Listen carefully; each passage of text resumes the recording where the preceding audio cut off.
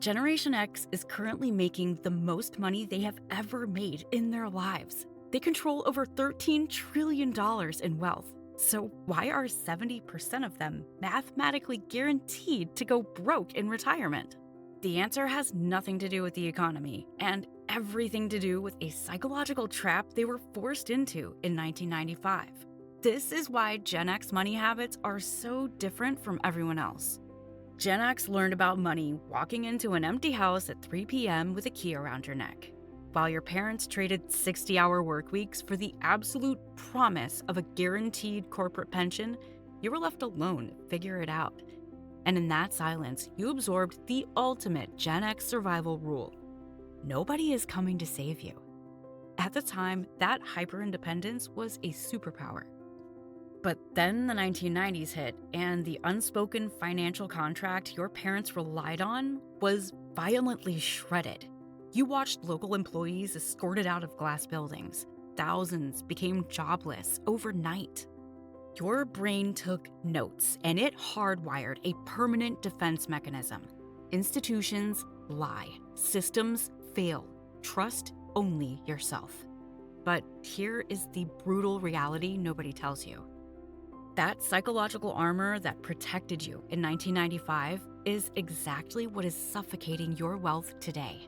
You are treating stable market growth like a ticking time bomb. You are hoarding cash that is actively bleeding out to inflation, completely terrified to hand over control to an advisor because your financial operating system is permanently stuck in survival mode. You aren't protecting your retirement, you are slowly strangling it. But if that survival mode is strangling your retirement today, what happened in 2008 that hammered that armor even deeper? The 2008 financial crisis didn't just hurt Gen X. Proportionally, it annihilated your wealth worse than boomers or millennials. You were in your prime earning years. You had finally bought the big house, funded the 401k, and built real momentum. Then, in exactly 18 months, the floor completely evaporated. Boomers had pensions to break their fall. Millennials had virtually no assets to lose yet. But Gen X? You were the ultimate guinea pigs for the 401k experiment. You were the first generation forced to shoulder 100% of the market risk with absolutely zero corporate backup. When the market collapsed, you watched half your future vanish, while the institutions responsible got multi-billion-dollar bailouts. This wasn't a temporary setback. It was a permanent neurological rewiring. It birthed your generation's most expensive psychological flaw: defensive pessimism. Today, you over-prepare out of pure terror. You maintain the highest 401k contribution rates, yet 70% of you are genuinely terrified you will never retire. You calculate you need $712,000.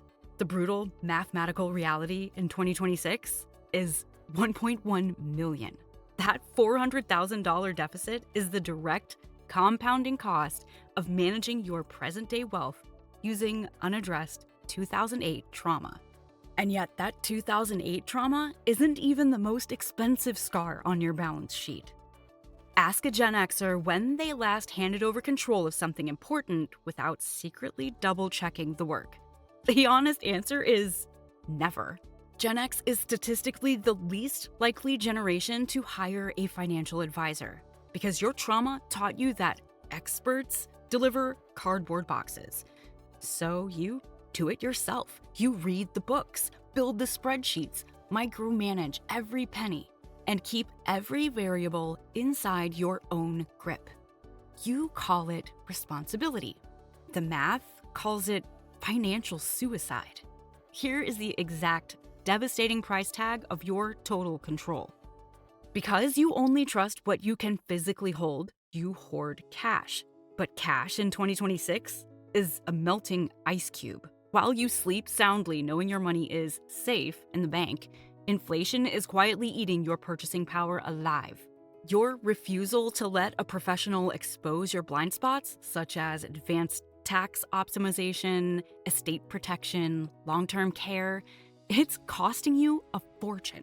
You're willingly bleeding hundreds of thousands of dollars in missed growth and tax penalties just to avoid paying a 1% advisory fee. Your hyper-independence kept you alive in the 90s. Today, it's not a superpower. It's an exhausting, incredibly expensive trap. So how does a generation that trusts nobody survive? The internet loves to crown younger generations as the inventors of the side hustle. But there is a massive, unspoken difference between their multiple income streams and yours. When a 20-year-old starts a side hustle, they're chasing a lifestyle. When you launch a weekend consultancy, manage a rental property, or run an online shop, you are building an emergency bunker. Your side hustles didn't come from ambition or viral trends. They were born the exact moment you watched loyal employees get marched out of corporate buildings in the 90s. You made a quiet, permanent decision that day. A single paycheck is a single point of failure. So, you built backups. But here is the fatal flaw in the Gen X hustle. You aren't just managing extra jobs. You're doing it while caught in the ultimate financial vice, supporting your struggling adult children while simultaneously paying for your aging parents' care. Spreading yourself across 3 different income streams under that kind of crushing pressure, it doesn't buy you security.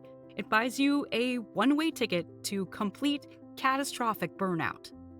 You haven't diversified your income, you've just diversified your exhaustion. And it gets worse. Gen X carries the highest average debt of any living generation. But financial gurus get your debt completely wrong. You aren't drowning in credit card bills from buying sports cars or luxury vacations. You're drowning in mortgages. Because after watching paper wealth vaporize twice in your adult life, the house wasn't just an investment. It was a psychological bunker. It was the only asset that felt real, tangible, and impossible for a bank to delete overnight. So you bought heavy. But the mortgage isn't the actual trap. The trap is the emotional debt. Right now, 18% of Gen Xers are carrying an average of $44,000 in student loans. But it's not from your own degrees. It's from financing your children's. You're in your 50s. You're mathematically behind on retirement. You're paying for your aging parents' medical care. And yet, you are legally binding yourself to tens of thousands of dollars in high-interest debt to protect your kids from the exact same financial struggle you endured. It feels like a sacrifice, but it's actually suffocating your own survival. That is a permanent financial chokehold. But the debt they owe isn't where Gen X bleeds the most money. Financial advisors look at Gen X spending and assume you've lost your minds. You are the most retirement-anxious generation alive, yet you spend more on experiences, concerts, travel, live events than anyone else, averaging over $3,000 a year. To Wall Street, blowing $3,000 on a weekend while carrying $158,000 in debt looks like reckless midlife avoidance. They're missing the psychology entirely. This isn't a midlife crisis, it's a direct trauma response to 2008. When you watched housing equity evaporate and paper wealth get wiped out in weeks, you learned a brutal lesson that isn't in any finance textbook. Physical assets can be stolen by the system, but a memory cannot be repossessed. You weren't buying concert tickets. You're buying the only asset you believe is completely crash-proof. But here is where the survival mechanism becomes the trap. When you are already caught in the generational squeeze, bleeding cash to support your parents and your kids, that $3,000 crash-proof memory isn't an escape. It's the exact margin of error you no longer have. It is the financial weight that tips an already fractured financial foundation straight into collapse. By every traditional metric, Gen X should be the most financially invincible generation alive. You control $15 trillion in wealth. You are in your absolute peak earning years. And yet 70% of you are mathematically completely unprepared for what happens next. The strategies that kept you alive during the dot-com crash in 2008 are the exact same strategies that will bankrupt you in 2026. The storm is over, but you're still wearing a lead-weighted life jacket, and it's dragging you to the bottom. Your defensive habits have an expiration date, and it was yesterday. Your biggest financial threat isn't inflation. It isn't the market. It's 1995.